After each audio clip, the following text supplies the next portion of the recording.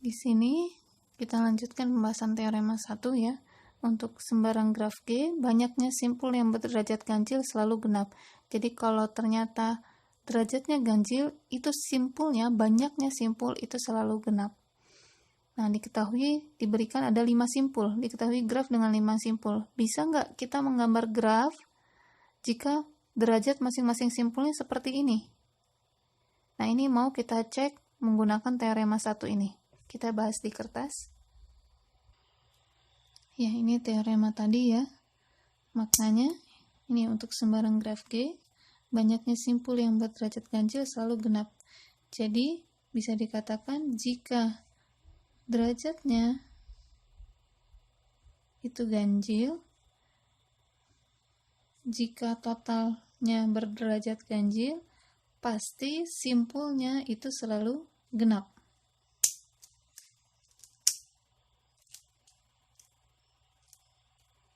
Ya, simpulnya itu selalu genap.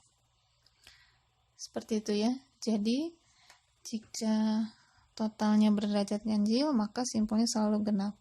Nah, di sini diberikan contoh dengan diketahui grafnya sebanyak 5 simpul.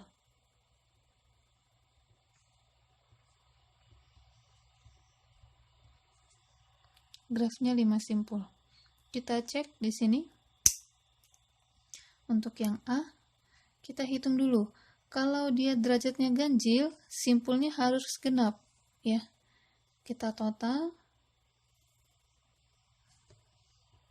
2 tambah 3 tambah 1 tambah 1 tambah 2. Ini ternyata hasilnya adalah 4 tambah 5 sama dengan 9. Nah, ini derajatnya ganjil. Ternyata total derajat ganjil. Namun, kita punya grafnya, simpulnya adalah sebanyak 5.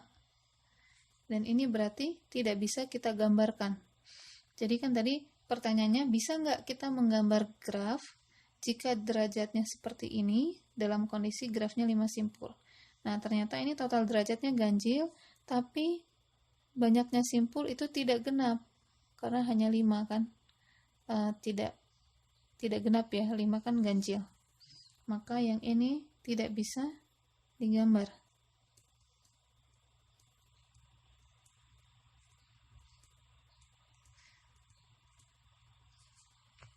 Gitu ya. Nah, sedangkan untuk yang B, kalau totalnya ternyata total derajatnya ganjil juga, berarti sama, tidak bisa digambar ya. Maka kita coba kerjakan berapa totalnya. 2 tambah 3 tambah 3 tambah 4 tambah 4. Ini 8, 10 tambah 6, 16. Oh, ternyata derajatnya tidak ganjil. Ini kemungkinan bisa kita gambarkan. Kita akan coba gambarkan. Di sini ada kita punya sebanyak 5 simpul. Untuk penempatan simpul bebas ya, tidak harus seperti ini. Ya, tidak harus seperti ini. Bisa juga 5-nya menjajar ke kanan gitu ya. Bisa juga bentuknya seperti yang lain lah ya. Di sini saya coba menggambarkan posisi simpulnya seperti ini. Saya akan mulai dari yang ini ya. Ada yang 2 derajat. Misalnya saya gambarkan 2 itu di sini.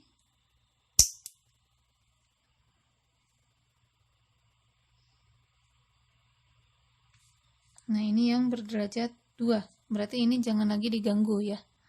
Jangan lagi diganggu. Jangan lagi ada sisi yang ke sini. Ini yang berderajat 2. Kemudian yang berderajat 3 misalnya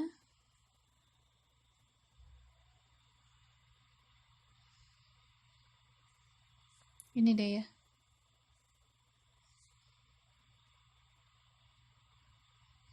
Nah, ini berderajat 3.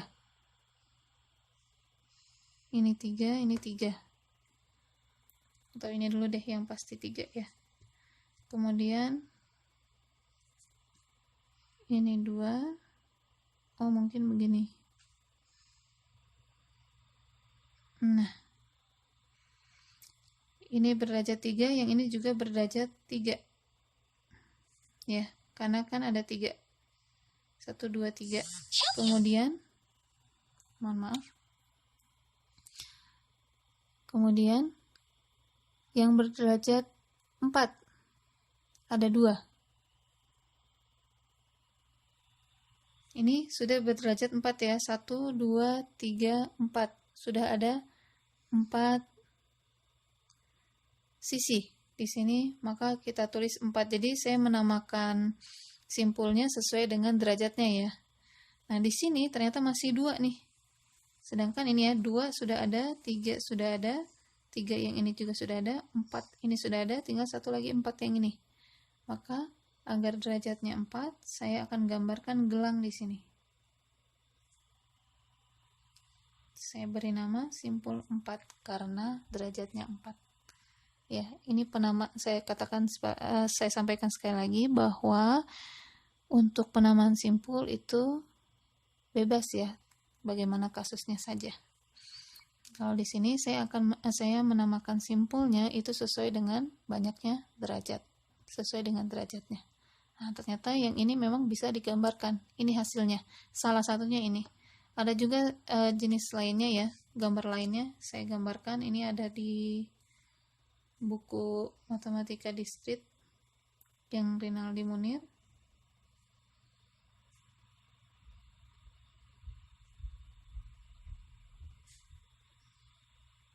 Nah, ini gambarnya seperti ini. Ini yang berderajat 2,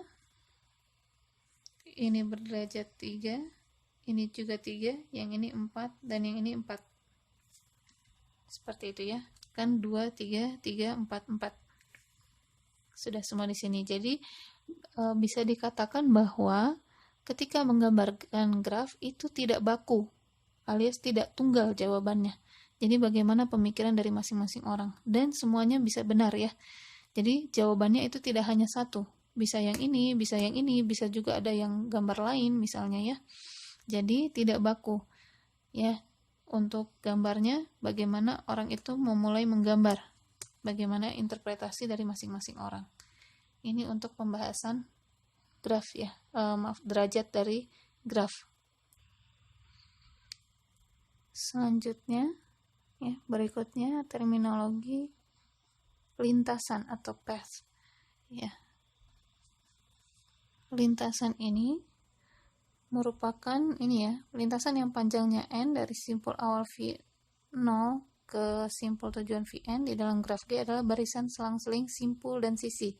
Jadi lintasan itu intinya sesuai dengan namanya ya, jadi melalui sisi yang mana saja dan melalui simpul yang mana saja.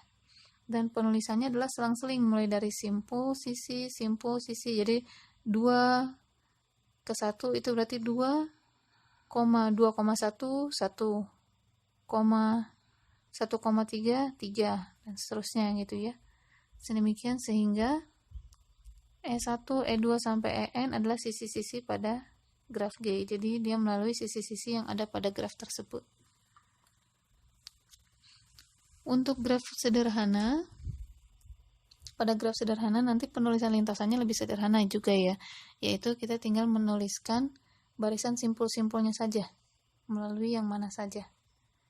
Ya, contoh, untuk graf sederhana itu apa? Tidak ada gelang dan tidak ada sisi ganda. Graf sederhana contohnya adalah yang G1.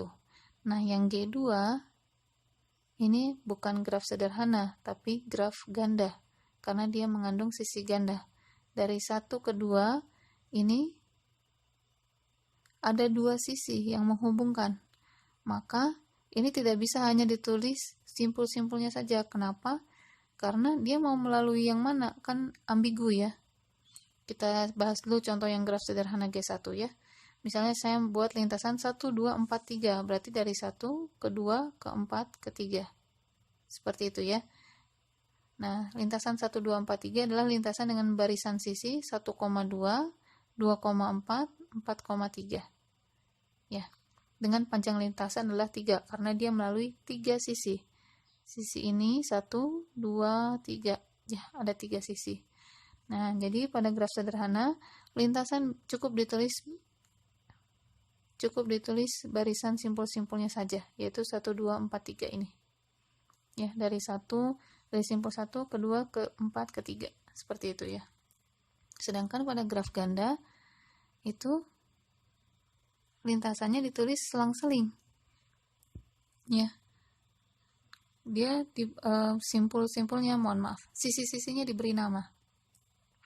Nah, ini 1 S1 2, berarti 1 keduanya melalui S1, bukan melalui E2. 1 S1 2, E4 3, E5 3. Berarti ini mutar sini. Ini ya.